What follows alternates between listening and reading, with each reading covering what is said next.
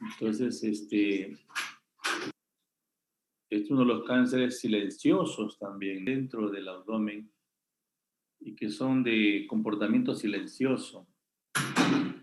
Cáncer de riñón, cáncer de estómago, ¿no? Que pasan mucho tiempo asintomáticos.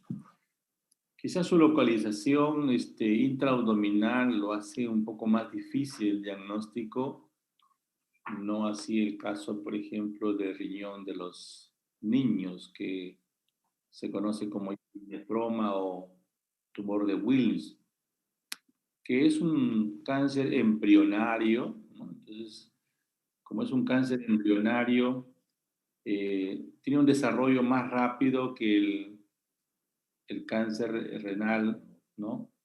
Del adulto.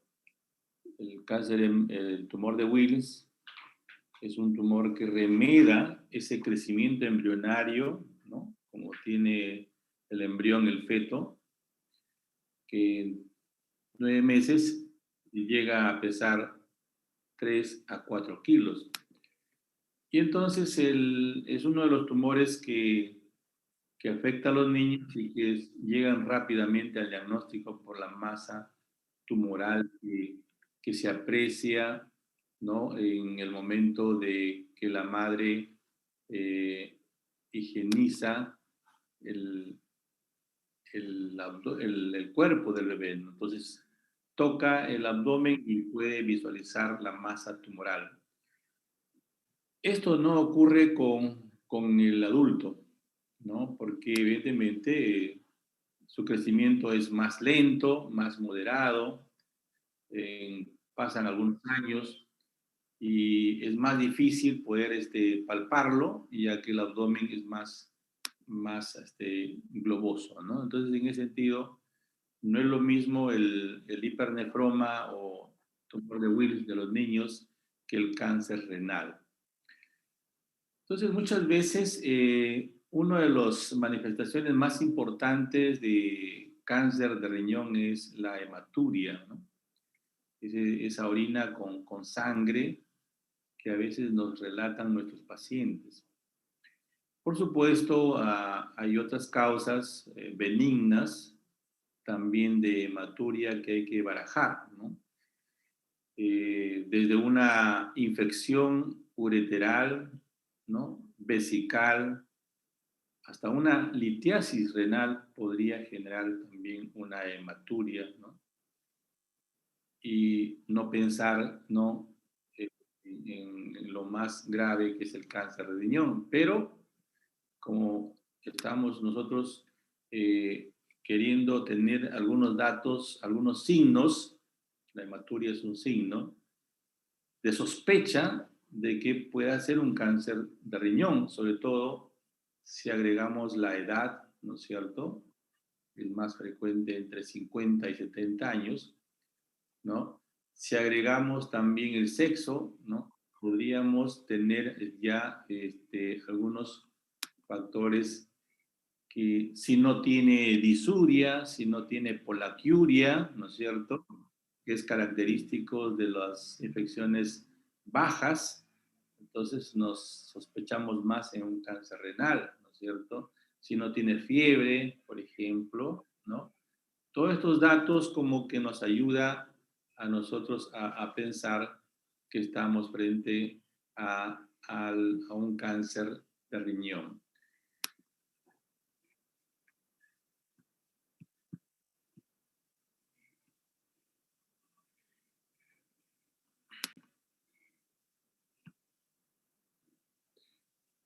De riñón, ¿no?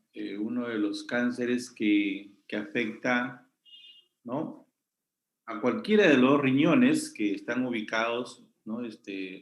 Dentro del abdomen. Entonces, generalmente es un cáncer del epitelio, ¿no? Conocemos la nefrona, que es la unidad funcional del riñón. Cuando hablamos de cáncer de riñón, hablamos de esas estructuras, ¿no? No hablamos del contenido, ¿no? Del continente, sino hablamos de ese contenido que es la nefrona. La nefrona tiene su túbulo proximal, sus túbulos distales, ¿no es cierto? Entonces, nos ubicamos en los túbulos proximales.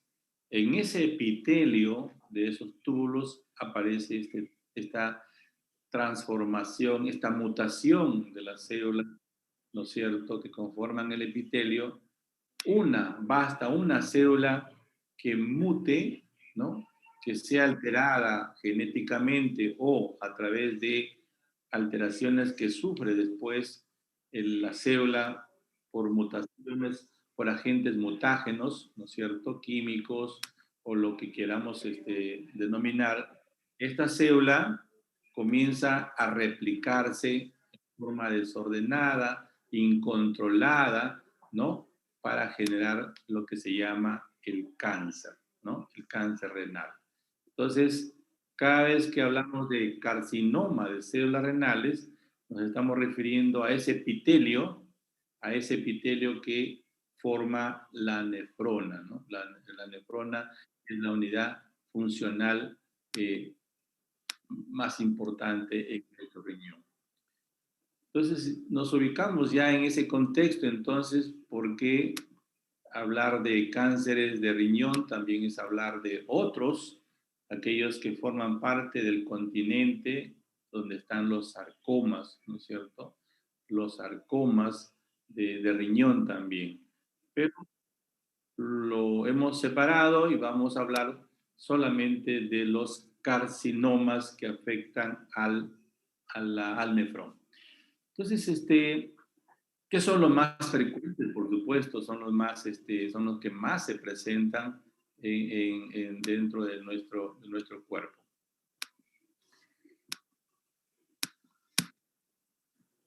Y vemos, ¿no es cierto?, la data, ¿no?, como hemos ensayado muchas veces hacer la historia clínica, vemos que la data es muy importante para sumar, ¿no? Sumar, ¿no es cierto?, datos que podrían ayudarnos a hacer el diagnóstico diferencial, en este caso, de un signo muy importante que es la hematuria, ¿no? Como hemos desarrollado antes, hablado de que la hematuria, pues, es un signo que asusta al paciente, ¿no? Y es el motivo quizá de consulta más importante, ¿no? ¿Quién no iría al médico por presentar un sangrado en la orina, ¿no? Entonces nos asustamos y vamos al médico, pero ojo, no toda hematuria es cáncer de riñón, ¿no? No hay que pensar también en otras causas, pero nosotros como médicos tenemos que sumar estas cosas, la edad, como le dije, ¿no? Un varón que tiene esa edad entre 50 y 70 años, habría que pensar más en un cáncer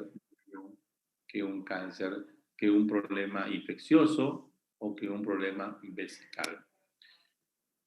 En el Perú, el registro de Lima, del INEN, ¿no es cierto? El INEN es un instituto de cáncer nacional, Instituto de Enfermedades Neoplásicas, que paralelo a su asociación tiene una oficina de registro de cáncer, pero que basa su registro en lo que es a Lima metropolitana.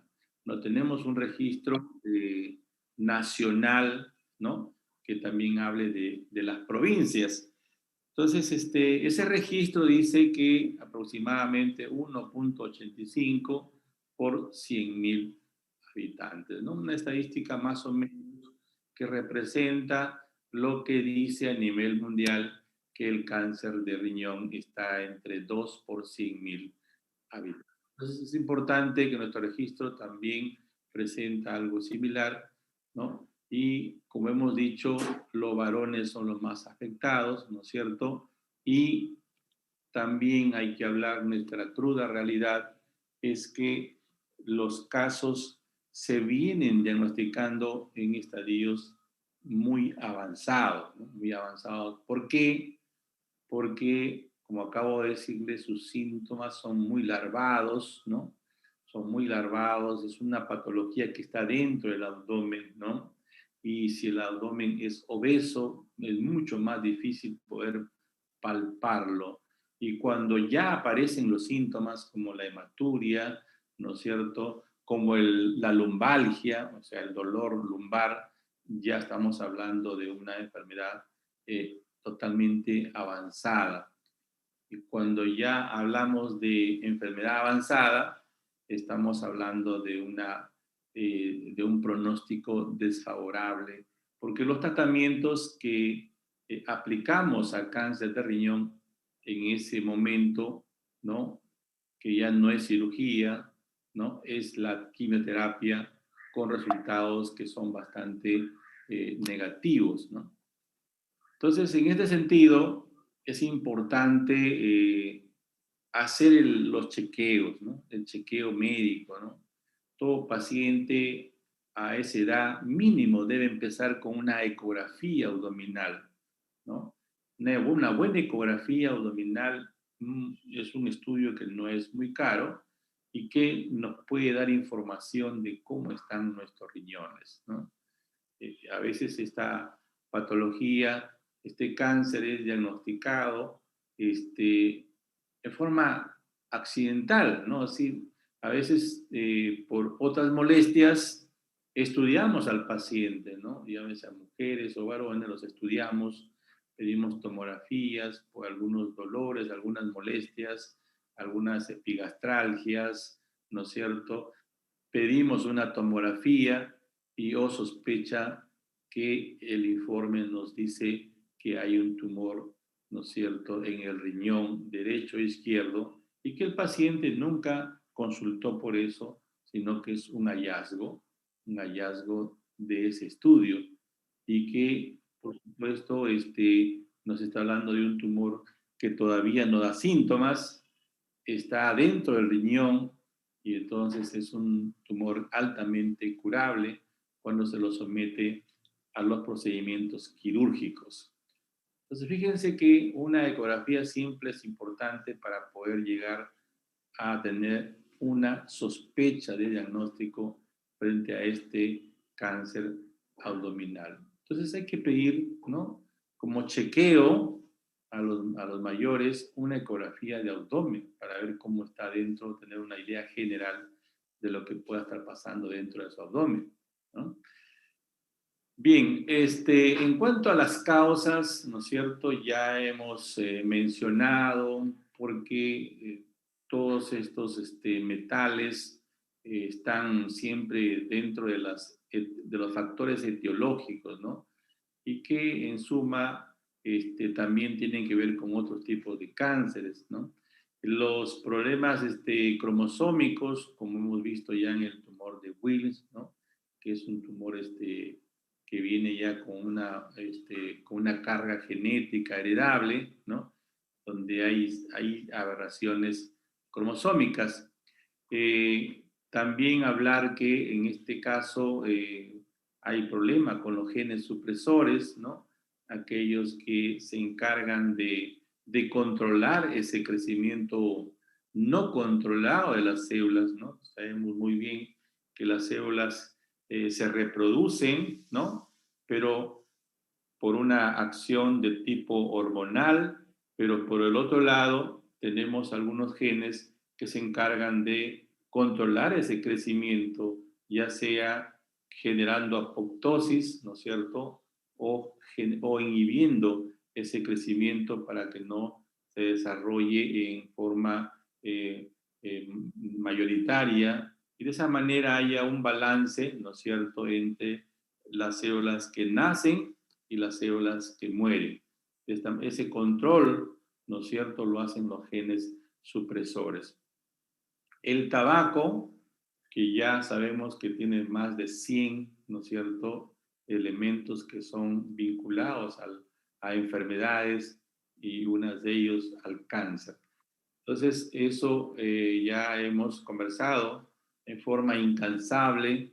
Lastimosamente, no se cumplen las leyes no establecidas en el Estado para poder regular el tabaco, quizá por intereses de las tabacaleras, intereses de políticas también, porque en esto también tiene que ver la parte política, ¿no es cierto? Y el Estado que le conviene tener el tabaco como un elemento que aporta mucho dinero al Estado. Entonces, en este sentido, eh, hablar de, ¿cómo se llama?, de tabaco es un tema que nos puede llevar a muchas horas, sobre todo hablar de política antitabáquica a nivel nacional. Entonces, el problema, como le dije, está en el nefrón, y si nos ubicamos en el nefrón, nos ubicamos en la corteza, ¿no? En la parte cortical del riñón, donde están estas unidades funcionales, ¿no? Y que son tumores que crecen, son muy vascularizados, ¿no?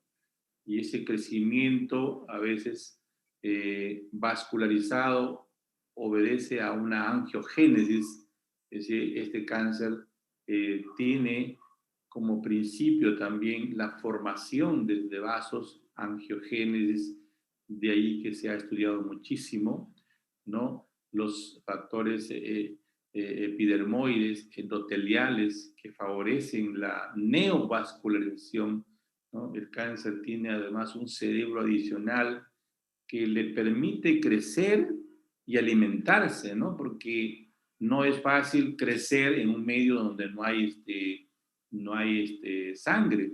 Sabemos que a través de los vasos arteriales llega no solamente la hemoglobina, sino también los nutrientes. Por lo tanto, estos tumores, a su vez que crecen, tienen ese factor endotelial que les permite formar neovasos para que les permita seguir alimentando y les permita seguir sobreviviendo. Entonces, todo ese cerebro, esa memoria que tienen estas células neoplásicas, ¿no es cierto?, hace que este tumor sea, ¿no?, muy agresivo y de mal pronóstico. Entonces, uno de los cánceres que mucho llama la atención y que los patólogos nos informan son los carcinomas de células claras, ¿no? Es decir, es el cáncer más frecuente dentro de los cánceres de los carcinomas renales, ¿no? Eso debido a que estas células acumulan mucho glucógeno y grasa, ¿no? Entonces, eso hace que su citoplasma sea pues de una apariencia clara, ¿no? Entonces de ahí viene el nombre de carcinoma o adenocarcinoma de riñón de células claras. Es el tumor más frecuente para hablar de características así grandes, en forma grande, de lo que conforma la parte de patología. No olvidemos también de que este tumor, ¿cierto?, secreta renina, ¿no? Y de esta manera mueve esa cascada renina-angiotensina, ¿no es cierto?, generando un principio vasoactivo, ¿no? Vasoactivo, ¿no? Y de esta manera la hipertensión arterial, ¿no? Por eso es importante, jóvenes, que tengamos ese conocimiento que la hipertensión arterial, ¿no es cierto?, no busquemos en el corazón, sino busquemos en el riñón. Es probable que haya algo que esté generando aumento de la presión y de causa renal. Entonces vayamos a buscar, ¿no es cierto?, la causa renal. Es importante no solamente para ver el origen de la hipertensión, sino también para el tratamiento, ¿no? El tratamiento lo vamos a indicar de acuerdo a la causa, ¿no? En este caso, si hay este problema, pensemos en que se eleve la renina y de esa manera la angiotensina, y tendríamos que usar hipotensores que bloquean esta enzima. Muy bien, entonces así de esa manera nos vamos a manejar la hipertensión de acuerdo a la causa. Por otro lado, recordemos que el riñón no solamente tiene funciones de filtrar el agua, filtrar metabolitos, filtrar electrolitos, filtrar tóxicos, ¿no es cierto?, que se producen dentro del metabolismo de la celular, sino que también pensemos que ahí se forma una hormona que genera, ¿no es cierto?, ¿no?, la eritropoiesis, ¿no? O sea, favorece a la formación de glóbulos rojos, ¿no?, que es la eritroproyectina, ¿no?, que es una hormona que favorece, ¿no es cierto?, la formación de glóbulos rojos, a tal punto que cuando existe en altas cantidades la eritroproyectina, ¿no es cierto?, va a generar una mayor cantidad de glóbulos rojos que llega a una hemoglobina a veces de 18, 19, perdón. Entonces eso es un poco muy elevado para cada paciente, que lo hace un paciente rubicundo. Es un poco lo que llamamos el diagnóstico de policitemia vera. Policitemia vera no tiene tratamiento, solamente hay que hacer extraer la sangre de este paciente, ¿no?, de vez en cuando, es posible cada 15 días, para poder, ¿no?, que él baje su nivel de glóbulos rojos, que es peligroso. Esto puede atentar contra su salud. Entonces hay que tener mucho cuidado. La policitemia vera, que es una enfermedad también que está dentro de las patologías oncológicas, ¿no?, y que puede tener un origen en un carcinoma renal. Entonces hay que tener mucho cuidado con este tipo de funciones que también tiene el riñón y que nuestro paciente con cáncer renal puede traer, como es la hipertensión arterial o como es la policitemia vera. Entonces, es importante que entendamos de que el riñón es un órgano, no es muy grande, no es pequeño, y entonces cada vez que crece algo en su interior, ¿no es cierto?, lo más frecuente es que sea en el polo superior, ¿no? Ahí comienza a crecer, a desarrollarse, generando, pues, por un lado, vascularización, y por otro lado, ¿no?, la comprime la corteza. De esa manera reduce también, ¿no es cierto?, la parte funcional, ¿no?, y distiende la cápsula del riñón debido al crecimiento expansivo de este tumor. Bien, entonces hablamos de algunos cánceres, como dije, ¿no?, de riñón, que el más común es el de células claras, ¿no?, y que afecta la parte proximal del túbulo, ¿no?, la parte proximal del nefrón, ¿no? Entonces ahí vamos a encontrar dos tipos de cánceres más comunes: el de células claras y el de células papilares, ¿no? Uno de los tumores también frecuentes que remeda, pues, las células, el crecimiento de forma papilar, ¿no?, papilar. Y luego tenemos otros cánceres que ya se ubican en la zona del túbulo colector, ¿no es cierto?, que son ya otros tumores quizá menos importantes, ¿no?, como es el oncocitoma, ¿no?, el oncocitoma, o el cáncer o el carcinoma de células colectoras, el tumor de células poligonales, ¿no? Son tumores quizá menos frecuentes y que se originan en la parte distal del nefrón, en la parte distal. Entonces, cuando hablamos de células claras y de células papilares, que son los más frecuentes, nos referimos, pues, a los tumores que afectan el túbulo proximal del nefrón. Entonces, hablar de carcinoma de células claras es el más frecuente, ¿no? Representa el 75% de los carcinomas renales, ¿no? Ya dijimos que tiene cierta característica, ¿no es cierto?, y que tiene que ver muchísimo con una alteración genética, no porque se hereda, sino porque ocurre una transformación genética después, ¿no?, en el cromosoma. Los tumores papilares, ¿no?, que es el otro grupo de cánceres también más frecuentes, ¿no?, y que están entre un 15%, ¿no? Tienden a ser bilaterales, ¿no? Y quizás son de mal pronóstico, porque si afecta a los dos riñones, evidentemente, y si hablamos de un tratamiento quirúrgico radical, entonces estamos hablando de un paciente que tendría una sobrevida a través de diálisis, nada más, siendo un paciente que debe ser dializado permanentemente, ¿no? Entonces, de ahí ya su mal pronóstico y también su multifocalidad hace que este paciente pues tenga que ser sometido a una nefrectomía radical, ¿no? En él no podemos aplicar la nefrectomía parcial, que sí lo hacemos en el adenocarcinoma de células claras, sobre todo cuando está localizado, ¿no es cierto?, en el riñón.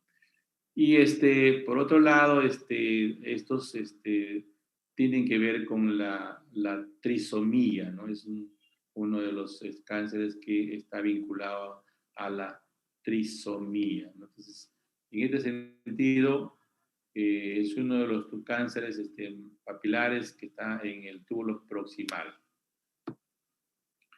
El de células poligonales, ¿no es cierto?, que ya están en la parte distal, ¿no?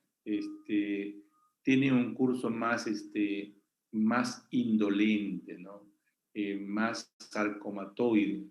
Es importante este tumor, ¿no es cierto? Y se ubica en la parte del túbulo, conducto colector. Felizmente es de frecuencia muy baja, 3%, incluso otros libros hablan de 2%, es bastante baja. Todos estos cánceres, tanto el oncocitoma como el de células poligonales, son de una incidencia bastante baja, ¿no? Aquí en el oncocitoma hay un predominio de células eosinófilas, ¿no?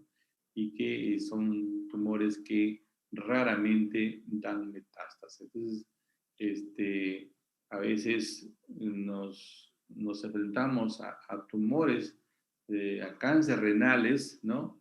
Que pasan mucho tiempo y no son como el adenocarcinoma de células claras que inmediatamente debutan con metástasis. Estos son más de una evolución más lenta, ¿no es cierto? Y que realmente pasan mucho tiempo localizado en el riñón. Y el carcinoma de células colectoras también, que es bastante raro, ¿no es cierto? Y que también es del túbulo colector. Bien, entonces cada vez que haya un carcinoma de células renales, entonces pensemos más en el cáncer de células claras, ¿no? Que es el más frecuente, seguido del carcinoma papilar. Dentro de las manifestaciones clínicas,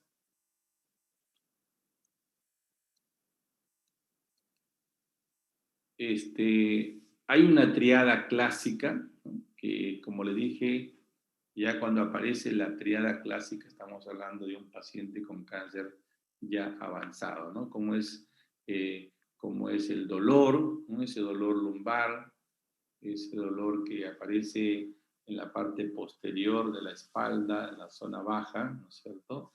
La hematuria, ¿no? Que hemos hablado también, y la tumoración, ¿no? De esa manera, nuestros pacientes vienen a la consulta con esa triada común de este tipo de pacientes, ¿no? Entonces, tanto el dolor como la hematuria, ¿no? Es casi la misma incidencia que consulta. Hematuria o dolor permanente lumbar, que no tiene que ver nada con el caminar, ni con el golpe, ni con nada. Es un dolor permanente lumbar.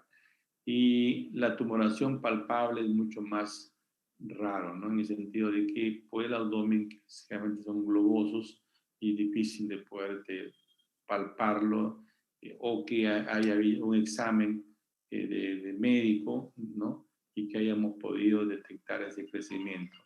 Y por otro lado, la pérdida de peso que, que pueda haber en este tipo de pacientes, ¿no? Entonces, dolor lumbar, tumoración, hematuria y pérdida de peso.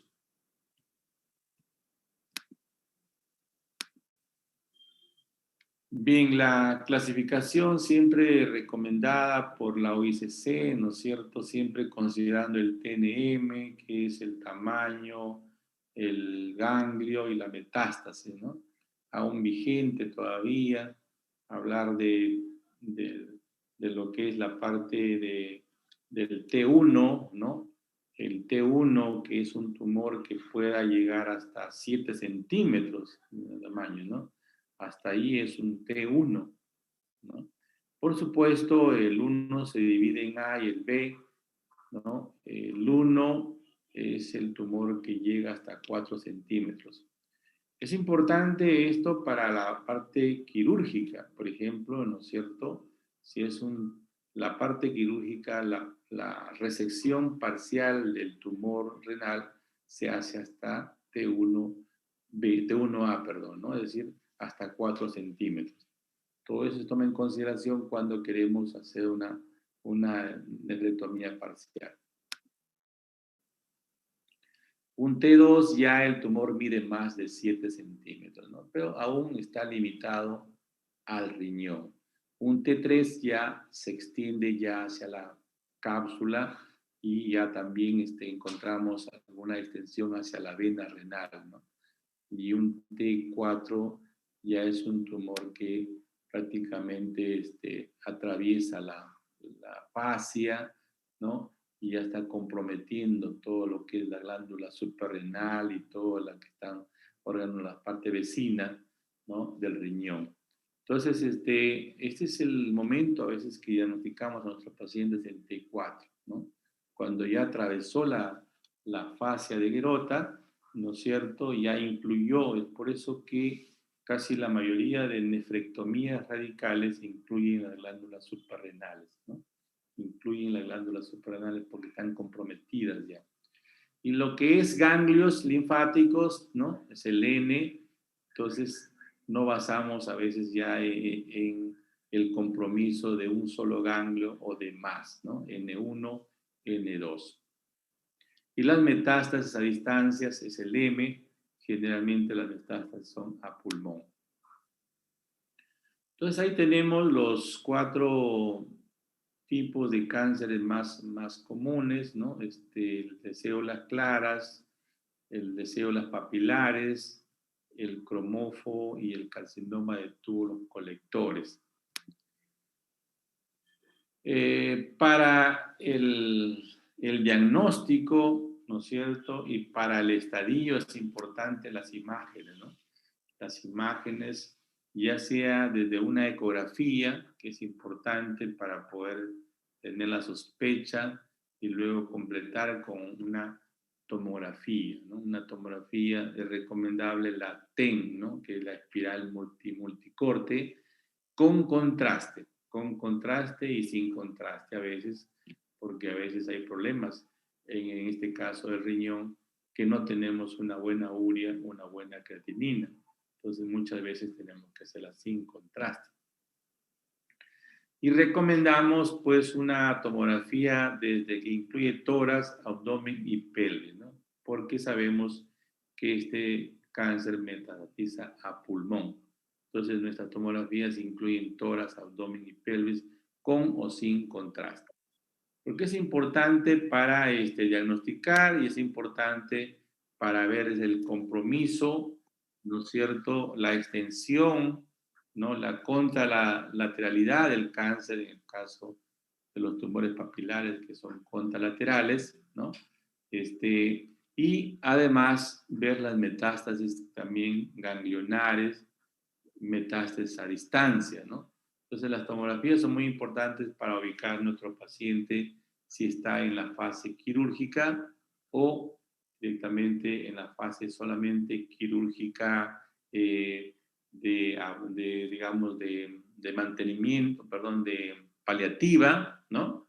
O tengamos un paciente ya exclusivo para la parte de quimioterapia. La radioterapia no está indicada en cáncer de riñón porque no tiene mucha importancia en este tipo de de tumores.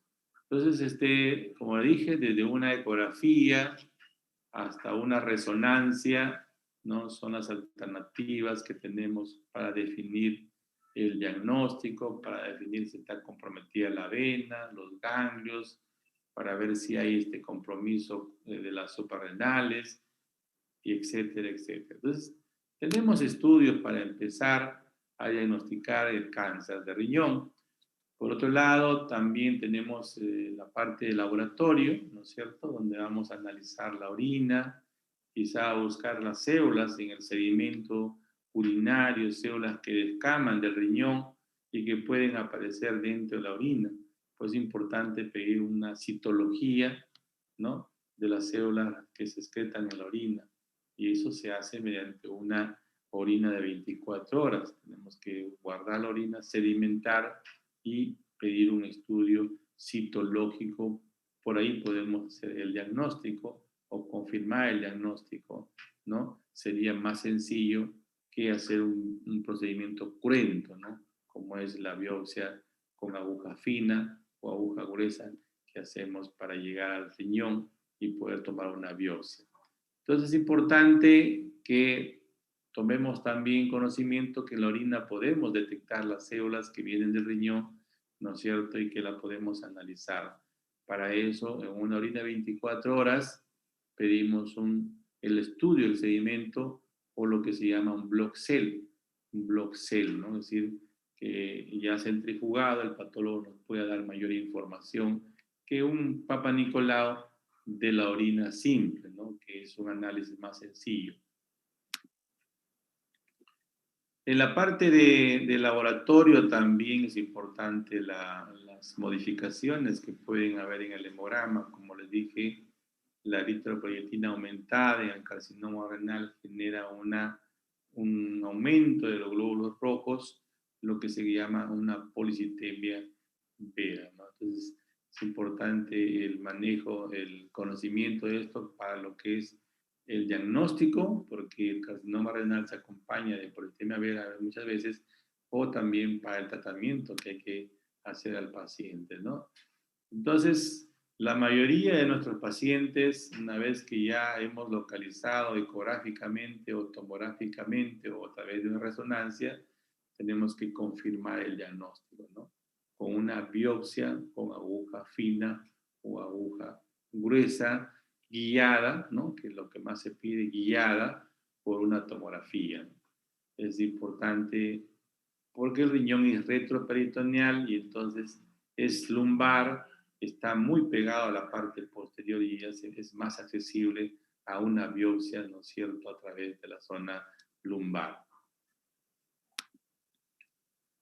Bien, entonces el diagnóstico histológico se hace por biopsia con aguja fina o aguja gruesa. Aguja fina, más que todo aguja gruesa, porque nos permite sacar tejido, que es lo que queremos para completar nosotros, no solamente para el patólogo, sino para hacerle su inmunohistoquímica.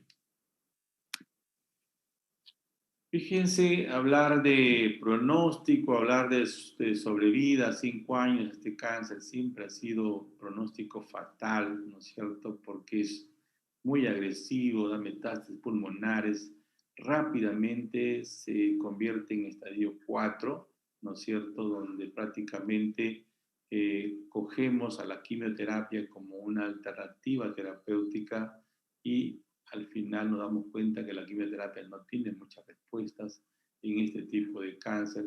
Y entonces, hoy con el conocimiento ya de la angiogénesis, hemos podido encontrar algunos tipos de moléculas, ¿no es cierto?, que favorecen esa angiogénesis.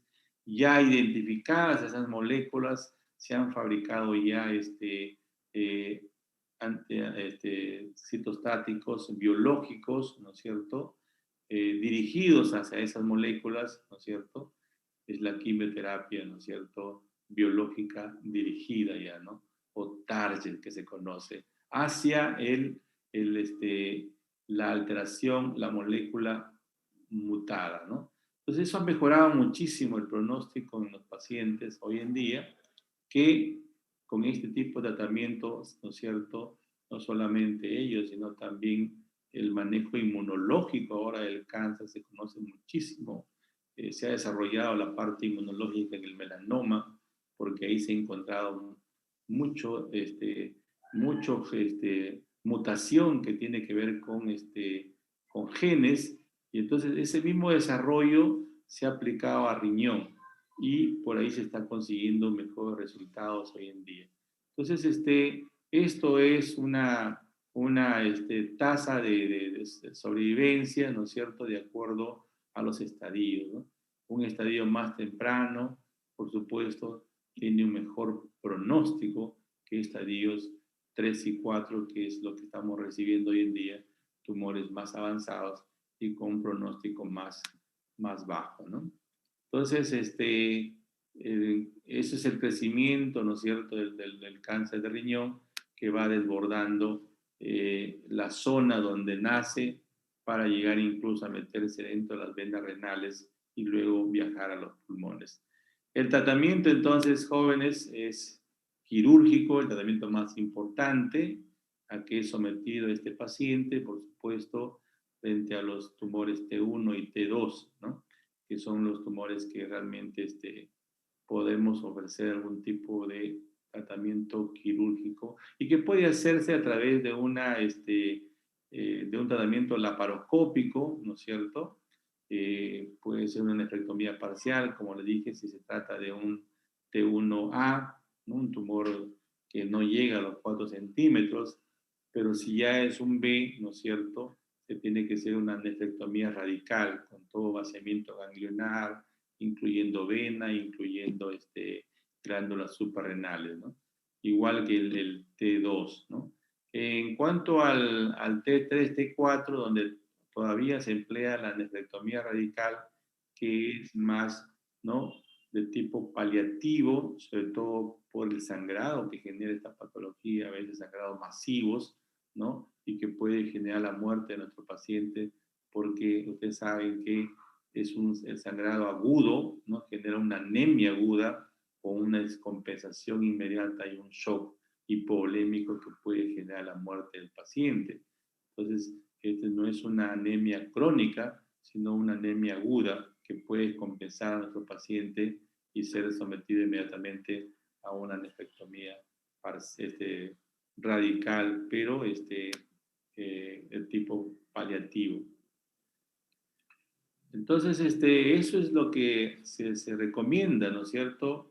Cada vez que se maneja cáncer de riñón, tiene que hacerse una nefrectomía radical, ¿no?, que incluye las glándulas suprarrenales, ¿no?, que incluye todos los ganglios de la zona, ¿no es cierto?, los más cerca y los más alejados, y que se puede hacer hoy en día a través de laparoscopía, ¿no?, incluso de robótica, ¿no? Ya como que se ha avanzado mucho en la parte quirúrgica de riñón, y se está igual avanzando en cáncer de próstata también la cirugía robótica.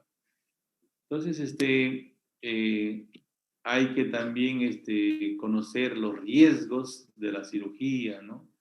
Como toda cirugía, ¿no es cierto?, el sangrado es común, ¿no? Es un sangrado intraabdominal con hemoperitoneo, ¿no es cierto?, abrir inmediatamente el abdomen para poder salvar la vida del paciente. Y por otro lado, las infecciones de la herida, ¿no?, postoperatorio, y algunos daños de algunos órganos internos que ocurre durante la intervención. Sí. El neumotórax, Ahí las no dice que lo compren a su mamá, pero tiene mal. que pueden generar problemas de tipo quirúrgico. No lo puedo poner porque solo puedes grabar. La radioterapia no tiene mucha utilidad en lo que es cáncer de riñón, porque las células del cáncer de riñón no son muy sensibles a la radioterapia, ¿no? Entonces, es mejor no usarlo, porque puede agregar complicaciones en lo que es el uso de la radioterapia. La quimioterapia ya clásica, ¿no es cierto?, ha fallado ha fallado muchísimo. No hay muy buenas respuestas, ¿no? Al cáncer. Eso en cuanto a la quimioterapia convencional, ¿no? Hemos usado muchos productos, unos quizá con menos acción y otros con más acción, ¿no? Los últimos que todavía seguimos usando en algunos pacientes que no pueden adquirir la quimioterapia biológica, ¿no es cierto? Esquemas con capacitabine, con gemcitabine, con fluoracilo, ¿no? Vinblastina, hacemos esquemas para poder eh, paliar, porque la quimioterapia la usamos en estadios avanzados y lo que queremos solamente paliar los síntomas del cáncer y que se puede lograr en algo con la quimioterapia convencional. Y entonces, de esto ya conocemos que la quimioterapia convencional tiene sus contraindicaciones, ¿no es cierto? Tiene los efectos colaterales, como es la caída de cabello, ¿no? La pérdida del apetito, las náuseas, los vómitos, las infecciones, porque bajan sus defensas, ya al 7º o 10º día bajan bastante las defensas y puede el paciente complicarse con alguna infección, ya sea en el hogar o ya sea en el hospital. Entonces son fáciles de infectarse por esas defensas bajas y además también puede sangrar por plaquetopenia.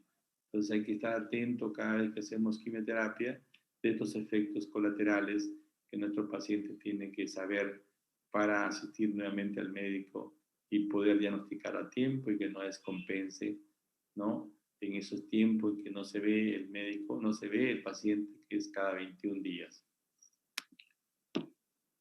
Entonces, se empezó ya a usar algunos medicamentos que sí, también son muy buenos para cáncer de riñón, sobre todo porque frenan ese mecanismo de angiogénesis, ¿no? Lo frenan de tal forma que ayudan al manejo del cáncer, porque si cortan la angiogénesis, no llegan alimentos al tumor, ¿no es cierto? No llega oxígeno al tumor, entonces se necrosa el tumor. Entonces, ¿no? Los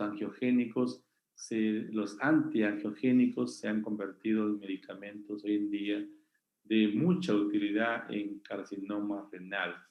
Y ya hemos conocido algunos hace muchos años que se viene usando, ¿no es cierto?, el sorafenib, ¿no? Que en dosis de 400 miligramos, ¿no es cierto?, tomado diarios, a veces dividido en dosis de cada 12 horas, ¿no? Es en tabletas, es en comprimidos, es vía oral, no sé, el paciente lo puede tomar en su casa con tranquilidad, no necesita ir a una unidad de quimioterapia, puede hacerlo en su domicilio. Entonces, este medicamento ayudó muchísimo, muchos años se venía usando, con respuestas más favorables que la quimioterapia convencional y quizás sin efectos colaterales como la quimioterapia convencional, ¿no?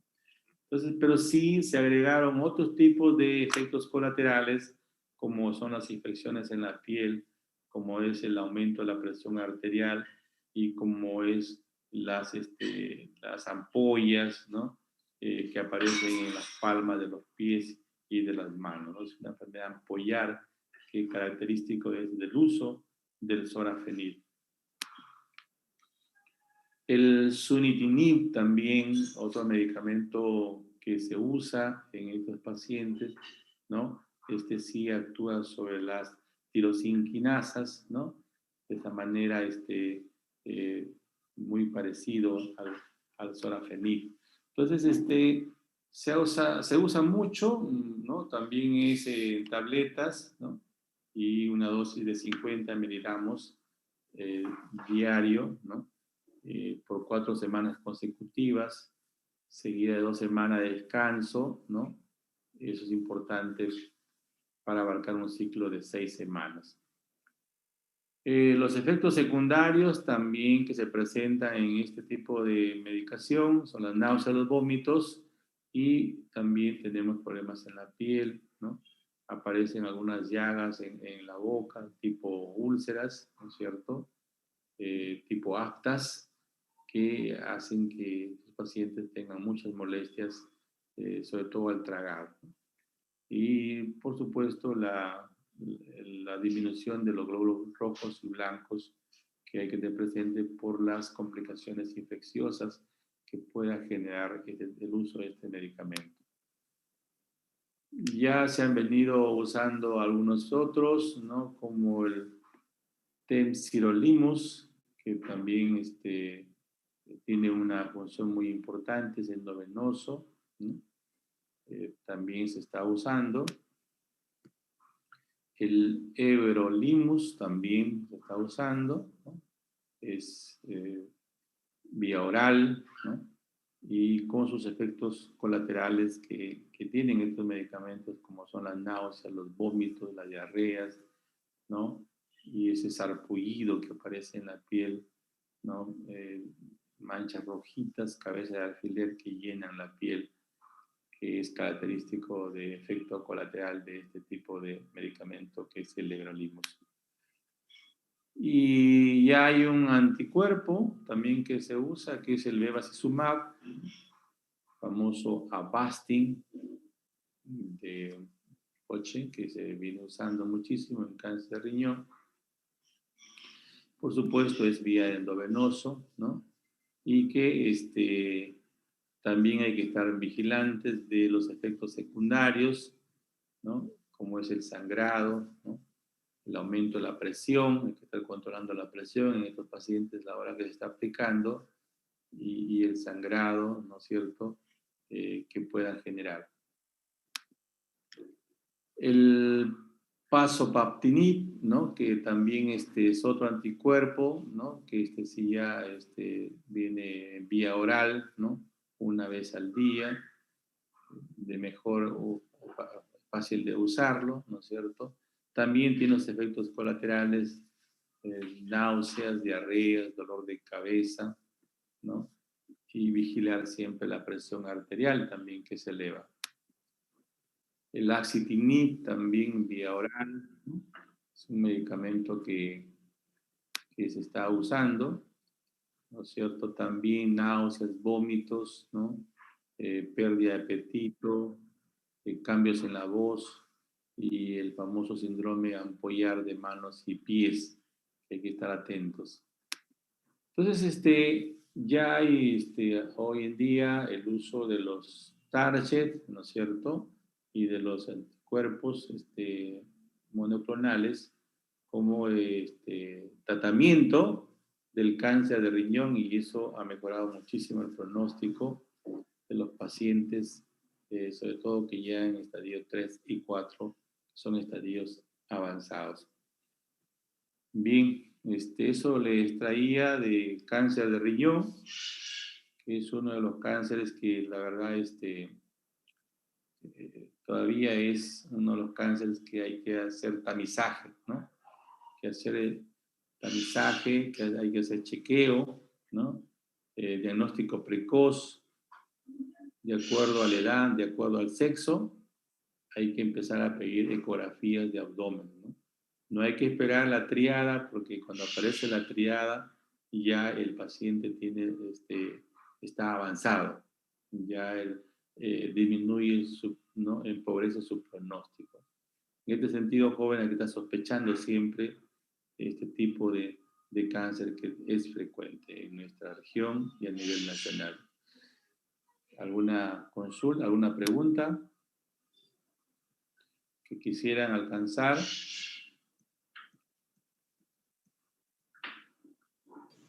¿Hacia dónde suele migrar este cáncer, doctor? Migrar, metastasizar, me dice, ¿no? Sí, doctor. Sí, al pulmón, ¿no? Generalmente nuestros pacientes ya, cuando ya vienen al diagnóstico, ya vienen con metástasis pulmonares, ¿no? Son pacientes que mueren con metástasis pulmonares. Saben que la metástasis pulmonar de ellos es masiva, afectando los dos pulmones. Entonces nuestro paciente comienza con falla respiratoria, insuficiencia respiratoria aguda, ¿no? Que es difícil el manejo porque es producido por un cáncer que es agresivo, ¿no?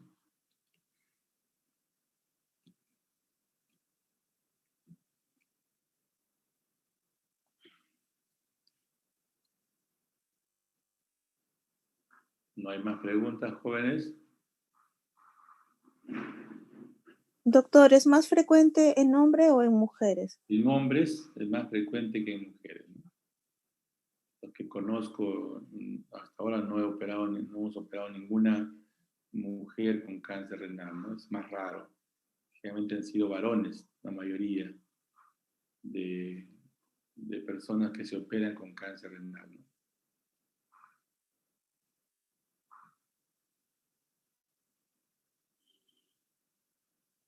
Así que las mujeres están salvadas en este caso, ¿no? No en el cáncer de tipo endocrino, donde es mayor en ellas, ¿no? ¿Alguna otra pregunta, jóvenes? Si no hay más preguntas, lo dejamos ahí entonces. Y tenemos otra clase, creo, de cirugía oncológica, todavía, ¿no?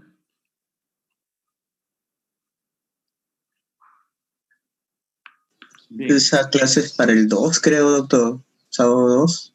Sábado 2, ¿no? O sea que de aquí descansamos. ¿No? No, estoy revisando, doctor. Ah, ok. ¿De semiología ya no lo tenemos o todavía tenemos esta semana semiología? Ustedes están más al tanto del cronograma.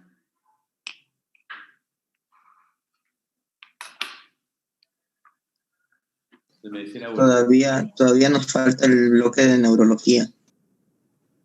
Bloque de neurología, ¿no?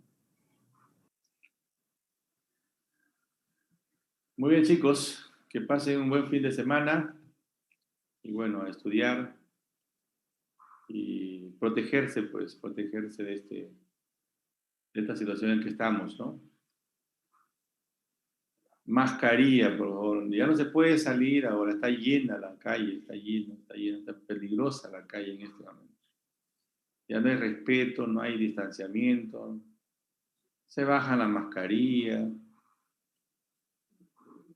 incluso si compran, conversan con ustedes sin mascarilla, los vendedores, es un desastre. La verdad que hay que tener mucha precaución, porque ustedes son los que salen, pues, ¿no? Y al final son los vehículos para que lleguen de esa manera el virus a su casa. Y sus padres que no salen se infectan. Entonces hay que tener mucho cuidado, jóvenes, hay que pensar en eso, en ese detalle que a veces nos olvidamos. Entonces hay que tener mucha precaución, mucha precaución en ese sentido. Hay que tomar toda la precaución necesaria para no complicar la casa, para no complicar el hogar con este virus. Buen fin de semana. Que pasen bonito. Gracias, doctor. Gracias, doctor, igualmente. Hasta luego. Gracias, doctor. Gracias, doctor. Doctor.